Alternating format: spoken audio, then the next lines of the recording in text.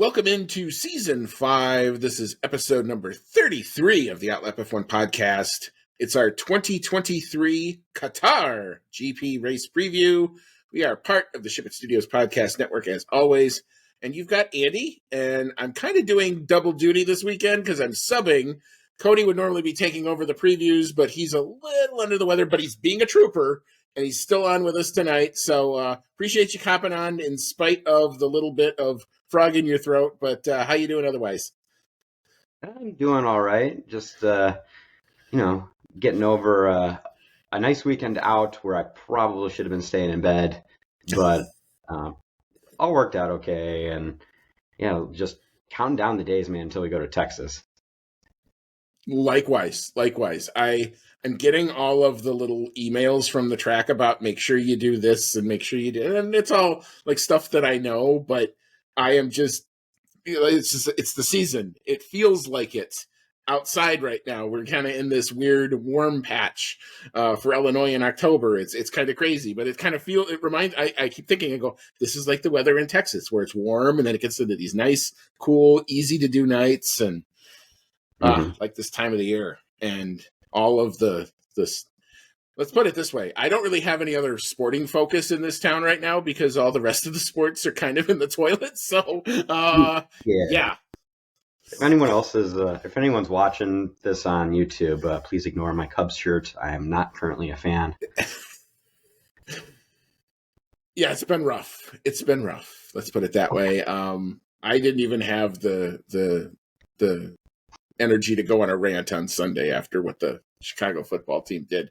But anyway, they get to play tomorrow night in front of a national audience. Yay! Let's do that. Oh, yeah. Let's do all that. But that's not why you're here.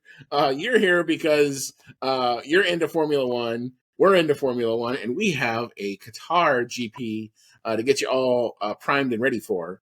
So if you found us, welcome. We appreciate it. Come on in. You can find our show as always on Twitter or whatever they're calling it, Instagram, Discord, Reddit, and of course YouTube at Outlap F1 Podcast. I do that joke just so Cody rolls his eyes. Do us a solid if you happen to be on YouTube and click the like or subscribe button. If you happen to be on our favorite podcasting apps, and Lord knows we're on a lot of them, click the 5-star button. It just, again, helps us come up a little bit more in searches and gets our content to you that much quicker. You can email our show, chatnow@outlapf1.com. Takes you there. The wonderful website, www.outlapf1.com, will get you there. As just a reminder, thank you so much to our current monetary supporters who continue to support our show every month. Thank you so much to Dean Warwick, Yuri Dolchester, Paul Weaver, Quentin Warden, Kevin Kelly, Regan Stanzik, Timothy Brown, and of course, Jonathan Scott. If you'd like to become a member of what we call the hashtag Outlap F1 Nation, do us a solid. We'll put our link in our show notes. It'll be our anchor page, $1, $5. It all goes into making the show better, taking the equipment we currently have and making it a little bit better, and buying some new equipment as well. So we would be most appreciative of all of that. You can check out people who do support us, the good folks at Manscaped, and the 20% off and free shipping that you can get with our code OUTLAP. That's OUTLAP, all one word. So go ahead and check that out if you are so inclined. Christmas is actually just around the corner. How scary is that? So you might want to check out the good folks at Manscaped if you want to check that out. I'm sure they've got some good packages already for the Christmas season. And our buddy Vincenzo Landino, he has a shirt line, the F1Guy.com, F1 quality merchant, not necessarily the F1 quality price. Hard to find these days. So go ahead and check that out. He's got some really good stuff. We would recommend that, if you're so inclined to go check him out. All right, the particulars now out of the way.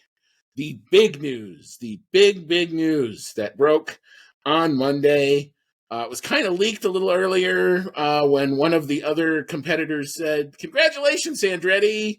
I guess and now the FIA has come out and said, "Andretti, you have the green light." The FIA has now signed off and said that you are competition worthy in structure, in commercial value, and all of the criteria that the FIA has.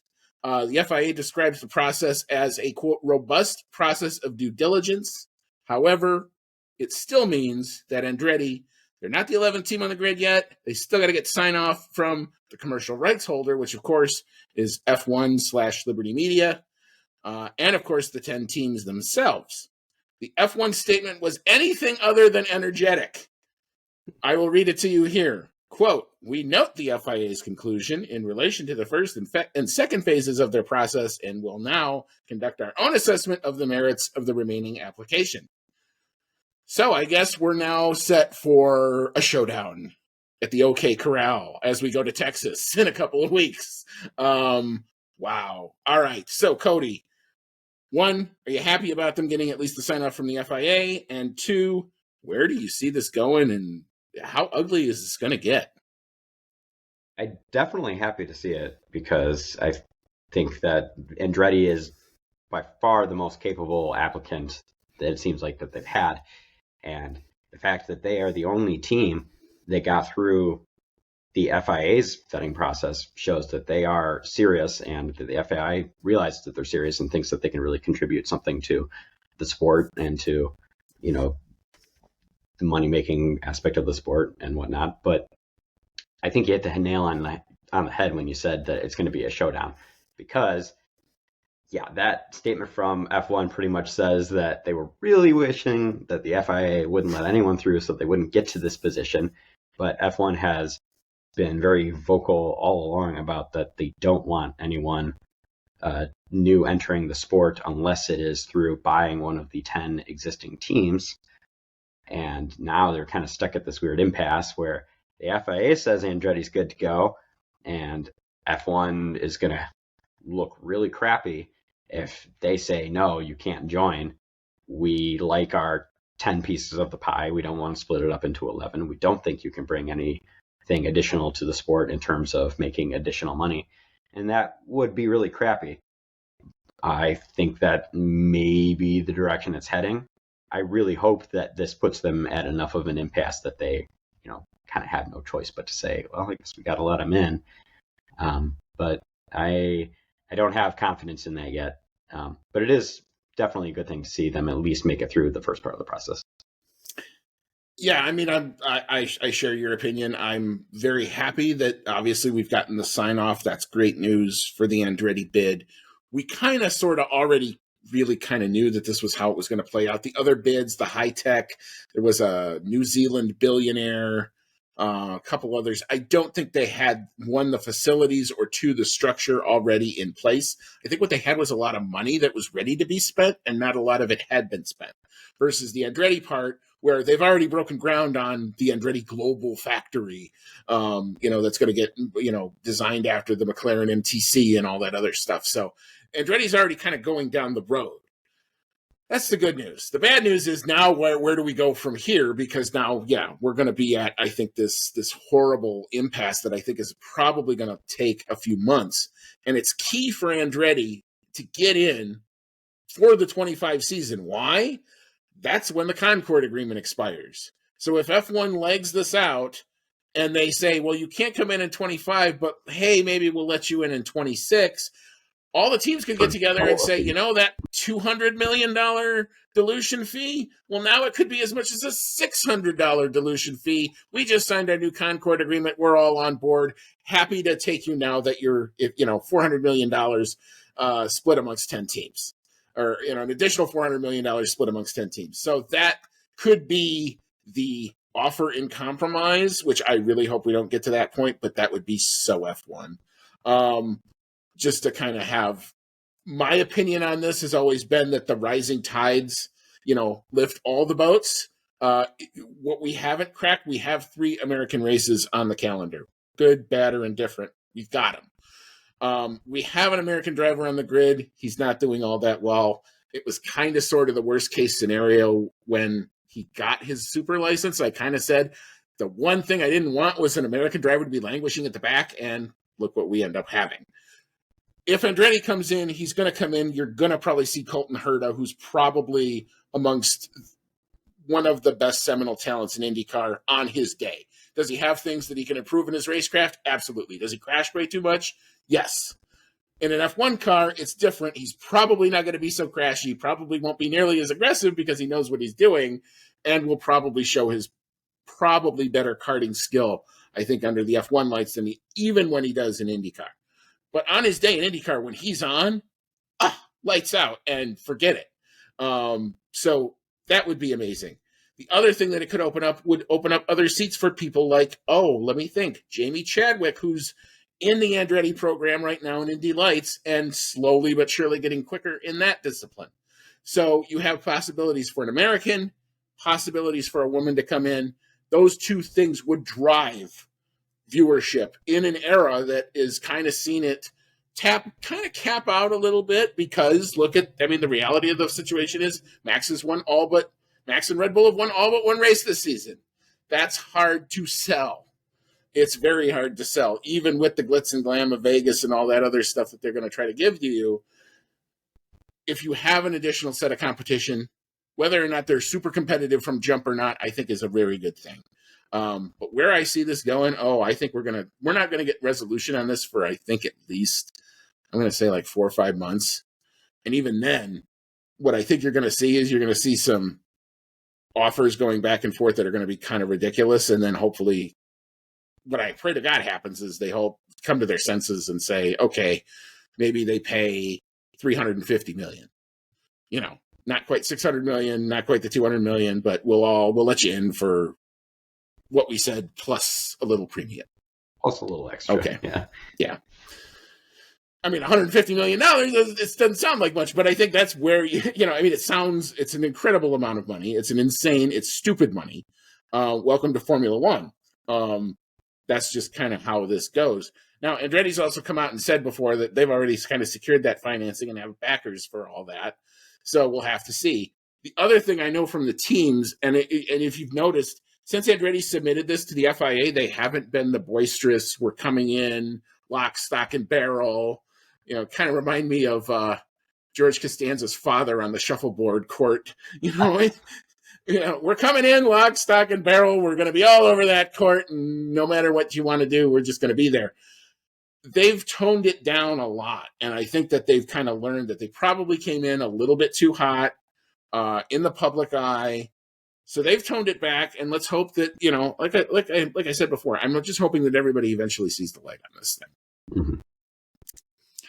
All right, so obviously, if new or interesting things break amongst the Andretti potential drivers, how they go about it, anything that breaks from the commercial rights holder, we will obviously bring it to you as soon as possible. We are staying on top of this story as much as we can.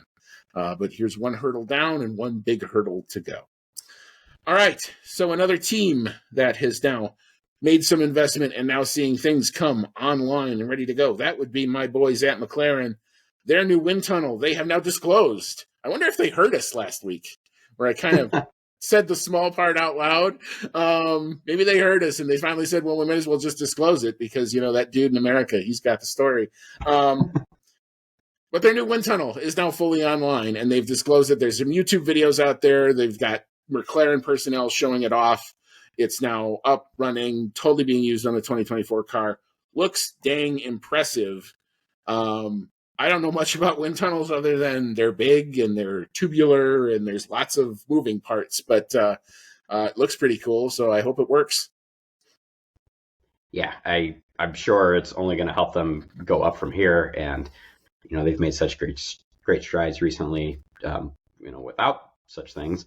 So I'm hoping that this is going to really, once and for all. We had a little bit of a taste back in 2021. We're getting maybe even a little bit more of a legitimate taste now. I'm really hoping that this, additional tech is going to help just get them over that hurdle to winning races, and maybe within the next couple seasons, finally being a regular competitor for the championship again. Yeah, I'm going to be screaming it until somebody picks this up. We're going to lasso that bull. That's what we're going to do. We're going to lasso the bull. All right. Someone will figure it out eventually. Yeah, I know. And I put it on every post that I put up. Maybe someone will actually pay attention to it. But anyway, circling in on about this weekend, one of a story we thought we may be in this scenario, but Daniel Ricciardo, while his rehab is going well and he has been able to do some simulator work, has not been declared fit enough to drive this weekend. And when I checked the weather, now I get it. That would have been a very large ask. This is going to be a very physical race. So Liam Lawson will once again sub in. This will probably be his last official drive for this round in the AlphaTauri, subbing in for the injured Daniel Ricciardo, who hopes to then make his reappearance, which would make a whole lot of sense, I think, to come back to Austin, a track that he knows, a track that he loves. So we'll hopefully reap the benefit of all that. But Lawson getting the drive, looks like it's not going to interfere at all with the Super Formula schedule. That actually, believe it or not, would be the COTA weekend. I think is when it's either the COTA weekend or maybe the 31st. But there was it. Oh no, yeah, it was the 31st because it was Mexico.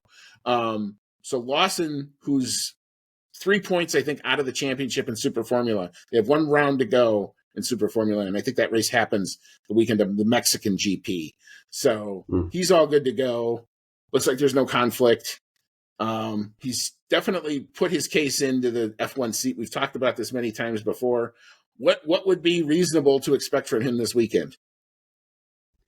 I think from what we've seen from him the last couple of races and kind of where AlphaTauri has been throughout the season, kind of flirting with the points here and there, I think he's got a legitimate chance of scoring, a couple points in that 9th or 10th place position.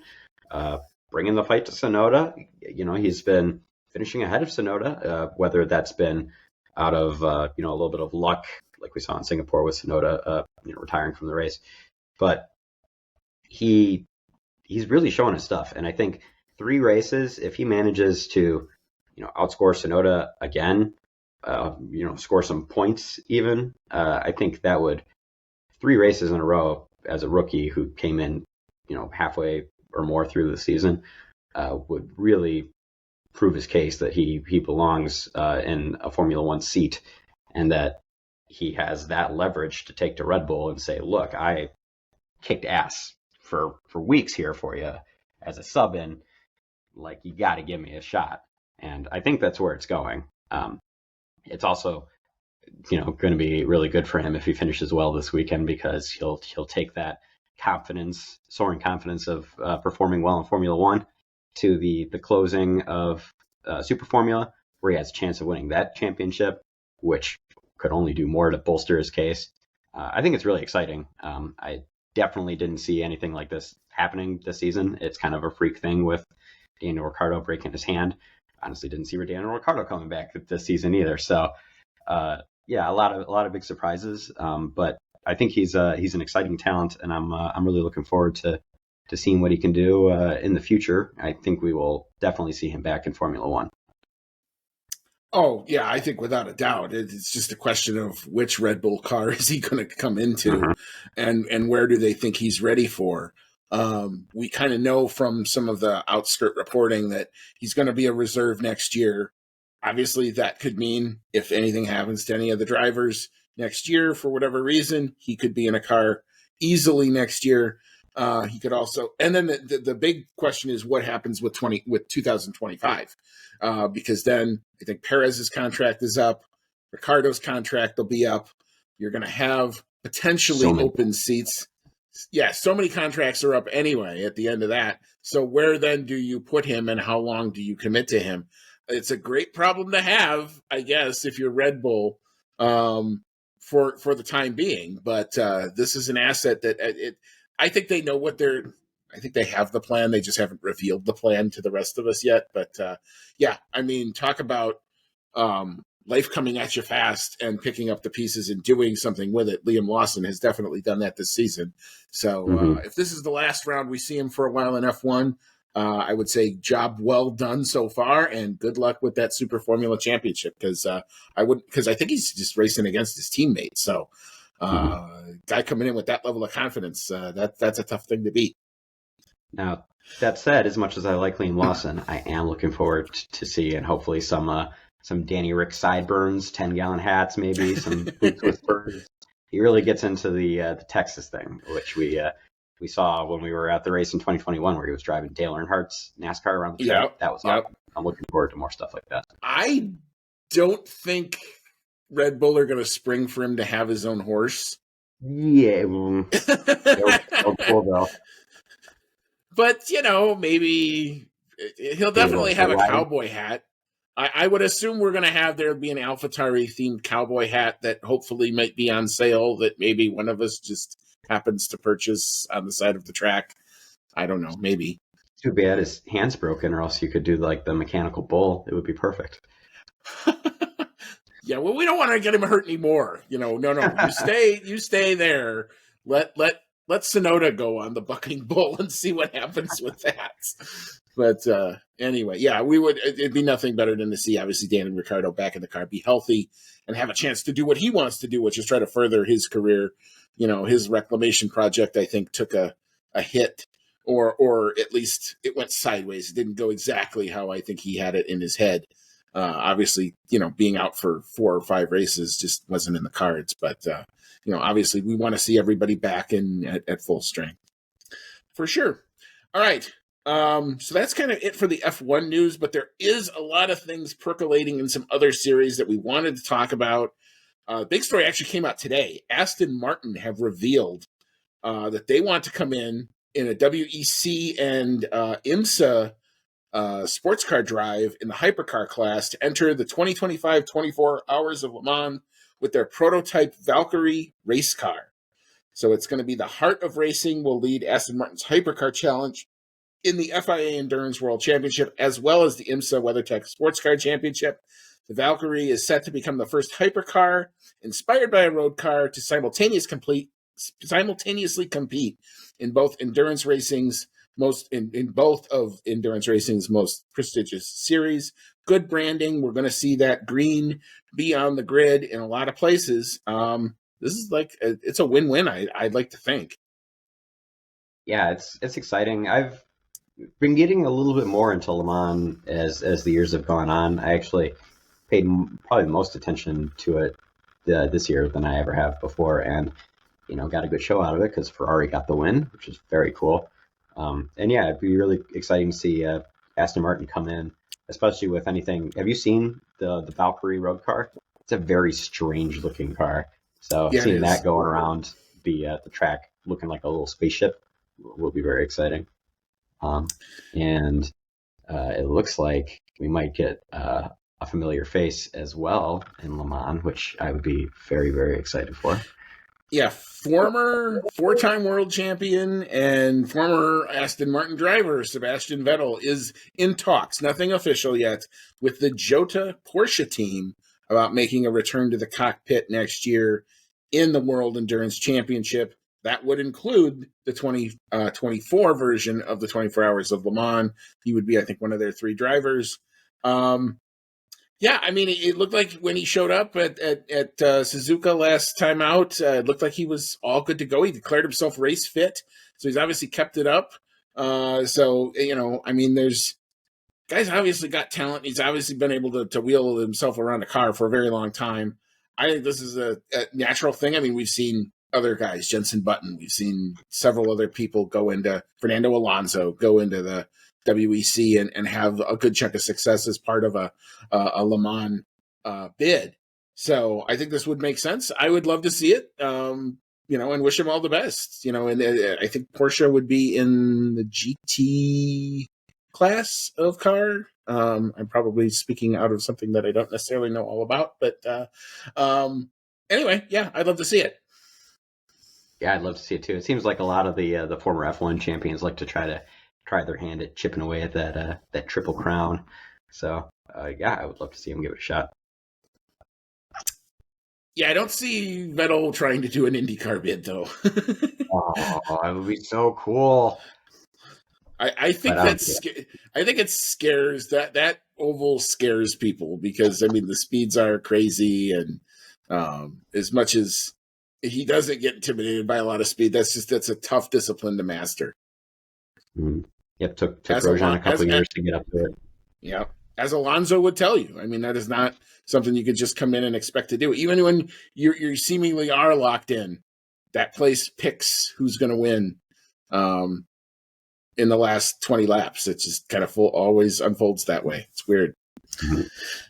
All right, so our last story before we hop into our race weekend proper, the IndyCar off-season has gotten off to a very tumultuous start for 2 particular drivers in particular, one being Alex Palou, who we knew was going to get taken to court by Arrow McLaren, and the McLaren F1 team for that matter, He has been sued to the tune of $23 million. Apparently, that was the number that they said was the advance on his 2024 salary. So that's one. And then Roman Grosjean came out today and actually released what he called a limited statement. And he's apparently going to go through an arbitration process to eventually separate himself from his Andretti contract and the Andretti IndyCar team. So yeah, a lot of interesting things going on in the offseason. IndyCar just wrapped up a few weeks ago, but the drama has persisted. Yeah, for Palou, we're definitely no stranger to contract woes with Alex Palou. I have to imagine that part of him staying on with Chip Ganassi involved them saying, look, we know you're tied up over at McLaren, but if you stay here, we're going to really make it worth your while and try to help you pay some of those legal fees.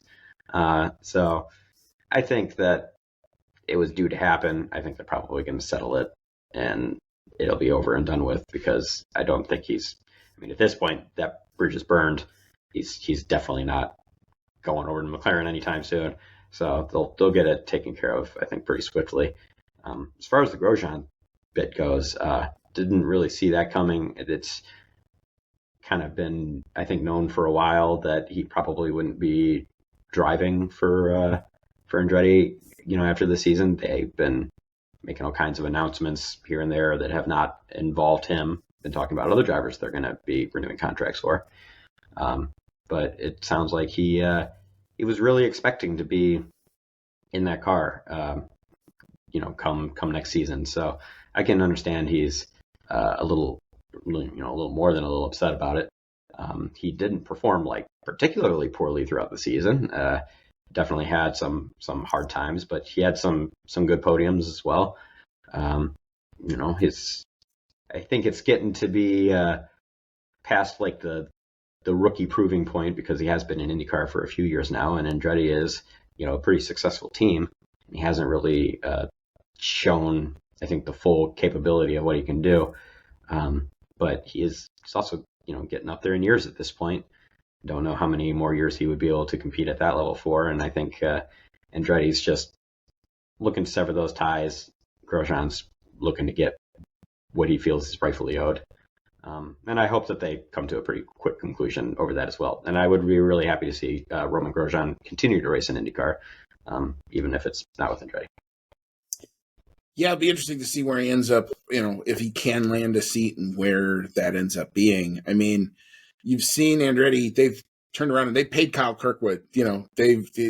Kirkwood obviously has proven himself in his rookie season. He's gotten a couple of wins, and they were really good wins in difficult places. I think he won in Long Beach, and then he won again in Toronto. So, those are two very difficult tracks, and that probably tells Michael that, hey, this kid is worth it. And he was a protege for a long time in the Andretti junior program. So, that's a good thing to pay off. But yeah, for Roman, you just kind of saw it kind of chipping away. The results just haven't been there. Yeah, he scored a couple podiums, but he hadn't scored the win, that defining win that would probably make him much bigger of a commodity there.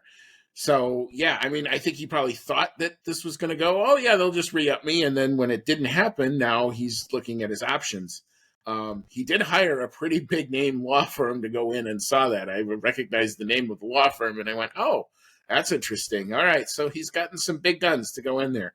So it's going to be, it's not a court filing. It's going to arbitration. Arbitration works a little bit differently. You can definitely get things resolved a lot quicker.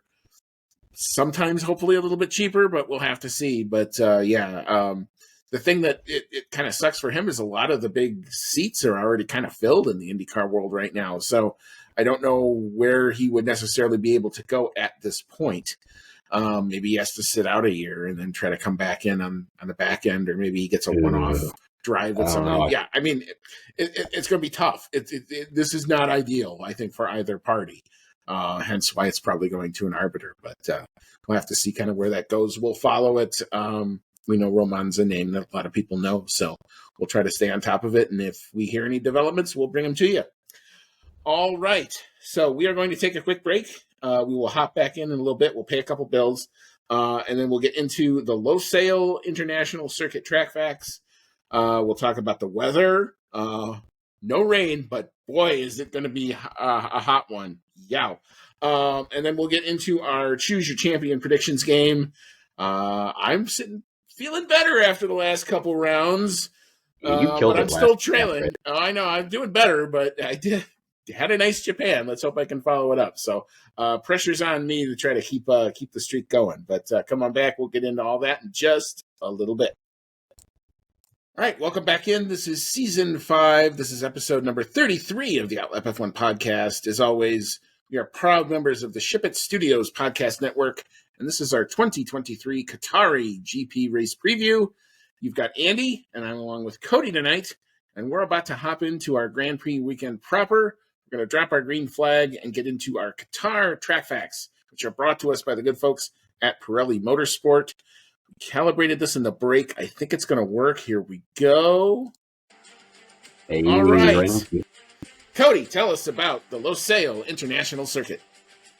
All right. So the Losail International Circuit, as you might expect, is located in Losail, Qatar. We are doing the Qatar Grand Prix this weekend. Number of laps around the circuit is 57, and track length, which may have been adjusted for this year's race, is 3.367 miles. That's 5.419 kilometers. Tire selection from Pirelli for this race is a C1 compound for the hard, C2 compound for medium, and C3 for the soft. Track characteristics from Pirelli are 3 out of 5 for traction, a 3 out of 5 for asphalt grip, 3 out of 5 for asphalt abrasion, a 4 out of 5 for track evolution, 5 out of 5 for tire stress, 3 out of 5 for braking, 5 out of 5 for lateral load, and a 4 out of 5 for downforce. Most wins at this track is going to be the only win at this track, at least so far. And that one win came from Sir Lewis Hamilton back during the epic 2021 season. And therefore, the most constructor wins is also just one win, and that went to his team, Mercedes.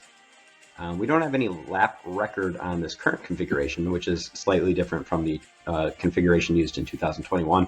But the lap record for that previous configuration was a 1 minute 23.196 seconds set by Max Verstappen, while the qualifying lap record was a 1 minute 20.827 seconds, and that was set by Lewis Hamilton.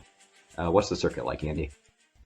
All right, so while being designed primarily for motorcycle racing in mind, and this is a great MotoGP track, the 5.4 kilometer Losail International Circuit is a fast and flowing track where medium and high speed corners are dominant.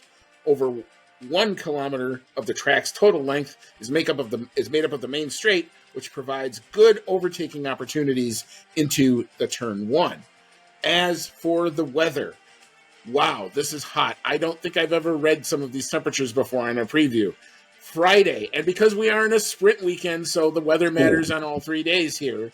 Friday, windy, lots of sunshine. High in the daytime, not where we do most of the running, thank God, 102 degrees Fahrenheit. It will fall to only 87 degrees Fahrenheit after sunset. Very windy, very gusty. Winds out of the northwest from 15 to 20, a 0% chance of rain. For Saturday, sunny and windy, again, very hot, high of 101, falling to 83 degrees after sunset.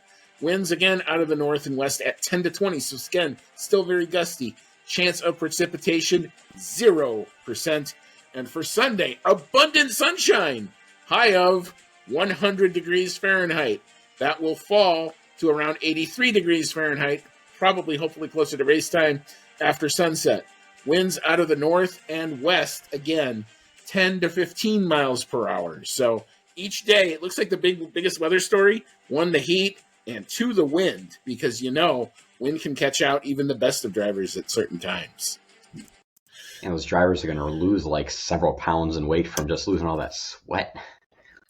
Yeah, we thought Singapore was physical. This thing looks, the good news is I guess it's a dry heat, whereas Singapore, It's definitely a muggy heat. But you're probably going to see the cooling suits, the ice baths, those types of pictures probably being very, very prevalent this weekend because it's going to be hot, hot, hot. And it's also going to be a tire killer. Just kind of remembering the one time we were here, that was the big story. There was two main stories. One, this was the track where Christian Horner got so upset at a Max Verstappen penalty that the FIA made him go to re-education camp and literally had to go do some like sensitivity training on basically after he called out an FIA steward, or not a steward, a marshal. Max went, I think, from P6 to P2 in the span of one lap. And then towards the end of the race, there were like three different drivers that all had tire punctures that happened on like their hardest tire. So, they're cruising along and bang, bang, bang. And, that ended a lot of good days going on. And this was the Fernando Alonso defend like a lion race, where he was telling his teammate at the time to defend like a lion when he was racing for Alpine. But interesting track. I still think it looks like a dog wagging its tail, but I'll leave the shape of the track to you and what you see. Sometimes I think you can see a big hand. It just kind of looks like that too. I'm seeing a dinosaur. Okay, I got you. Maybe the back I can of see like spiny back of a dino. Yep, I could definitely see that. All right, so we will turn the page. Let's see if I can get. I can never find it when I'm looking for it. Here we go. There we go. It is time for Choose Your Champion predictions game. I don't even know where we are in terms of total standings, but I know we're getting a lot closer the last couple races. So, we will see how we fare this round. All right. So we will start, as we are apt to do, with the pole sitter. And since we only have 1 year of data to go with, that's what I pulled. So there is no 2022 data. There's only 2021 data for this. The pole sitter in 2021 was Sir Lewis Hamilton. I don't know if we're going to think he's going to repeat here. Cody, what's your thought on the pole sitter? I think this one's got Max Verstappen written all over it. He was extremely dominant in qualifying in Japan. This track seems to, at least in terms of the speed of the turns and the general flow of the track, seems to be similar to Japan. And so I think, once again, we're going to see a very dominant performance from Max in qualifying, especially since, I guess once it gets to the Grand Prix, it might not matter anymore. But I think he's going to want to strut all his stuff this weekend, really clinch that championship with a bang. Yeah, I don't see this as anybody other than Max. Not a lot of prep time. Topography of the circuit looks like it's really going to favor Max. That two long straights. Looks like only one DRS zone, but still it's a long DRS zone. So that will definitely, I think, play into his hands. Yeah, I think if you're good in Japan, you're probably going to be good here, at least just looking at this kind of topography. So I would see a lot of similarities between the two. I can't give it to anybody other than Max Verstappen right now until somebody comes and takes it from him. I think you got Max on the pole. I think you can lock that in. All right. So one interesting thing, the lap time. So our 2021 lap time is a 1:20.827. However, the circuit has gotten a little bit longer. They've resurfaced it. We'll kind of throw a bit of a wrench into the normal lap time analysis. I'm going a little bit slower because I do think there's some extra length that they have to get around. They don't know this track all that great. So I'm giving it a 121.087. Cody, looks like you're kind of right along my wavelength here. What you got? Yeah, I'm kind of going Price is Right a little bit here and just going to go just a little bit slower than you. It's kind of an unknown because the only lap times that we've got for this were on a slightly different configuration. With entirely different generation of cars that were, at least quicker, than the 2022 cars. We know that the 2023 cars are a little quicker than last year's cars. So pretty much just shot in the dark here. And I figured your guess was as good as any. So I'm going just a little slower with a 1 minute, 21.150 seconds. Oh, okay. So I haven't had to break this out in a long time because we haven't done this to each other in a while. But We'll have to see if that ends up being where our lap times end up. Yeah. Last time we went rogue, it was really bad. So we'll have to see kind of where We that were off ends by like up. 10 seconds in Singapore. We got that average down to 5. If we do it again over 3 races, we'll be down to 2.5. That's the goal. Get it down. Get that average down. All right. So our race prediction, again, last year this race did not happen. The 2021 podium was Lewis Hamilton taking the win over Max Verstappen and Fernando Alonso, who was, again, defending like a lion. All right. So, Cody, what do you have for race podium? Well, sadly, I don't think we're going to get a Lewis Hamilton win. And almost even just as sad, I don't think we're going to get Alonso on the podium. I think we're going to have a repeat of the Japan podium. So I'm going with Max Verstappen, Lando Norris, and Oscar Piastri, which, if that comes to fruition, ought to make you very happy. It would. I would be very happy. I hope that it's closer to 19 seconds for either of them, but we'll have to see. I do think McLaren will go well here. I do think the topography seems to want to suit their car. I like your first 2 picks, so I agree with those. I'm going to go Max P1, Lando for P2.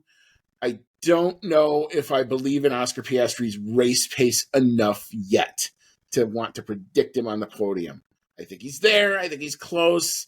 He might even be there in qualifying, but that's not what you're asking me to do. So I can't give it to him here. I think this is a Lewis Hamilton type track. I think just the flowy nature of it, the type of curves, the fact that he went so well here in 2021 will do him some good. Hopefully he can get some confidence. Not a whole lot of practice time tends to go to the drivers who tend to wheel it a little bit better. So I'm going to give it to Lewis Hamilton. Old still being good this weekend. So for Verstappen, Norris, and Hamilton is my podium. All right, so we'll move on to our fastest lap and the driver. The 2021 fastest driver was Max Verstappen, and his lap time was a 1:23.196. Cody, who do you got for fastest lap of the race, and who do you got doing the driving? All right, I'm going with McLaren having a really good performance here. So I'm going to go with Lando Norris setting fastest lap of the race. Maybe he gets a little bit of DRS if he's close to Max at the end or something. I doubt he's going to be that close, but I think it's going to be Lando, and I think he's going to do it with a 1 minute 23.401 seconds. All right. I would be overjoyed if that's the case. Sadly, I don't know that I can predict that. I think it's going to be Max.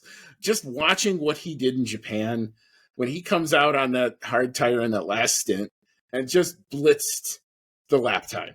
And it was so not even close to anybody else's lap time.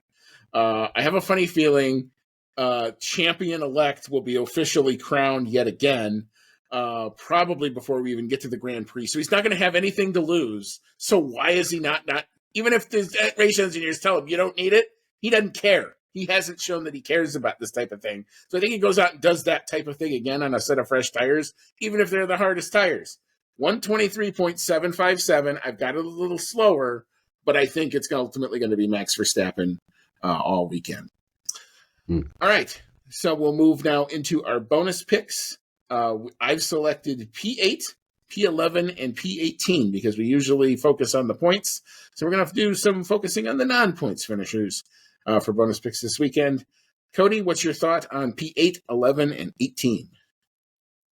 I'm going to go with Pierre Gasly for P8 because those Alpines have been kind of flirting lately with the lower points-paying positions, and Gasly's been performing pretty well lately. So I've got him going into the P8.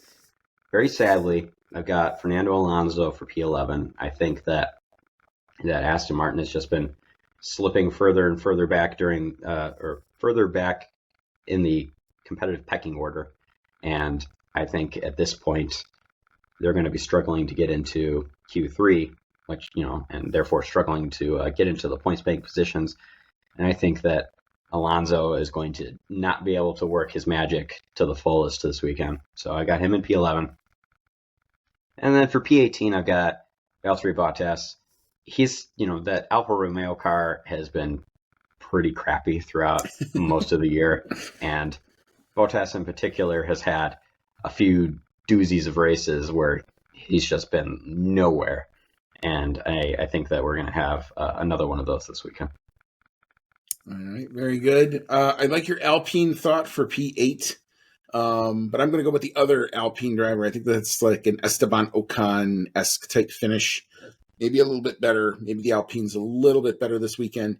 I've read some stuff on them that if I don't know that any of it's true, but if any of it is, boy, is that a team that needs like somebody to wrangle them and get them unified and pulling in the same direction. Because if any of those rumors that I've read are true, yikes! That's all I got to say. Wow. P11 makes no fun to do this. It just happens to be where he's been. Yuki Tsunoda has owned that position more often than not, so I think I have to give it to him here. And again, this gives me no fun to do this, but P18, I think this is where I see Logan Sargent. I'm praying to God that he keeps it on the track all weekend. That's literally where all I want to see. Keep it on the track this weekend. Probably will do better than P18 if he happens to do that. But I don't know that that's possible right now, given his recent form. So P18 is where I've got him. Yikes. Okay, so we will now move into our prop bet. And sometimes this can actually be really significant in determining who wins the weekend. We talked about this. We thought about doing a longer range prop bet, but that would be something we have to come back to. We may do that for the US GP just because it would actually be kind of fun to see if certain things pan out the way we're talking about them. But because this is Liam Lawson's last official probably weekend in the AlphaTauri car, will he outscore Tsunoda in his last race in that AlphaTauri, capping off an amazing run of form given the difficult circumstances? Cody, what's your thought? I'm going to say no. I think that Liam Lawson has performed extremely well, and I hope that I'm wrong on this, honestly. I hope that he performs very well again this weekend. But Yuki Tsunoda has made really good strides this year, and I think his luck has to turn around sometime. He's had atrocious luck for the past bunch of race weekends, and I think it's got to turn around sometime. I think he's going to maybe skirt into the points, but he's going to be getting a little bit desperate at some point here that he needs to beat Liam Lawson before he's out, because otherwise he's going to have that hanging over his head for the rest of the season and into next season that, you know, he got outscored by a temp. So I think that Tsunoda will outscore or outperform Lawson this weekend. I'm just been so impressed with the form that Lawson's come in after not even thinking this was a possibility. It's a very difficult circumstance to come in anyway. And the fact that he's been flourishing in it just goes to show, I think, the talent that's there. So I'm going to have faith that that's going to happen. This is nothing against Yuki Tsunoda. I don't feel like I'm betting against him here. I don't want to. But I think he may even score points this weekend. It may be one of those, they end up in the points. I've got Yuki Tsunoda in 11th. Therefore, if he's 10th or better, he's outscoring. So I'm going to double down on my Liam Lawson love this weekend and say, yes, he will outscore Tsunoda this weekend, just to make the Red Bull thing even that much more pressureful. All right. So before we hop on out this weekend, or before we hop on out for the end of this episode, I did want to let you know when and where to watch your F1 this weekend. Very different times.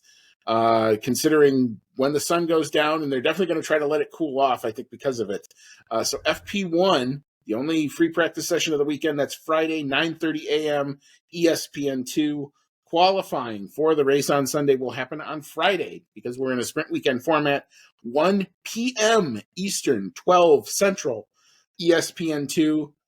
I'm ecstatic about that because that means I can actually say I'm just going to lunch and I can still watch my qualifying and I don't have to balance it with job.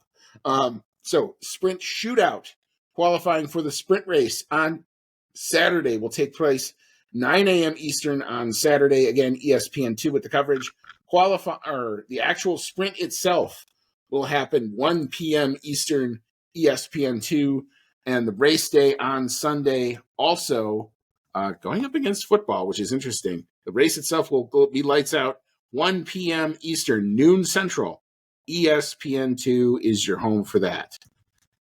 All right, Cody, any final thoughts before we head on into our Qatari GP weekend.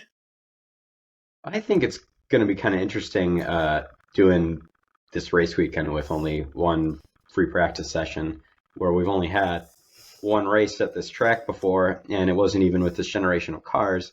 So I feel like it could be a little bit of a mixed bag, especially like you're saying with the high tire degradation, and you know, it didn't seem like it was the most exciting race in 2021, but I have some hopes that it'll be a little better this time around. Yeah, it was definitely a track that I thought in 21 qualified really well, and it was interesting to watch the F1 cars go around it. The race wasn't, other than the tire failures, which I think is more we didn't go to this track and therefore had no data, and even though we brought a tire, it just wasn't an up to it type of thing. The fact that they've resurfaced it, I think, for this race will probably mean that you're probably not going to see those types of failures happen, so that'll probably be a good thing. Still don't know where we're going to see on entertainment, because this is still kind of a temporary holding pattern until they build the purpose-built F1 track out in the desert, as they're going to do really soon. So I'm hoping for an entertaining race. I love your predictions. I'm hoping my McLaren boys will do well, close that gap on the Aston Martin for P4 in the constructors, and we'll see what happens there. But yeah, we'll have to see.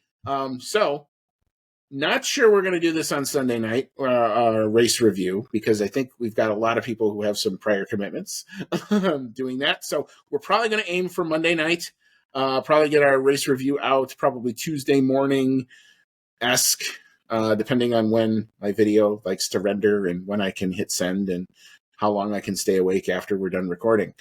So we'll see how all that goes. But then we will start to set the stage for our marquee event of the season, Cody and I going to the USGP in Austin in just a couple weeks' time. I am getting more and more excited by the day. Indiana will be joining us as well, so we're going to be in the same section.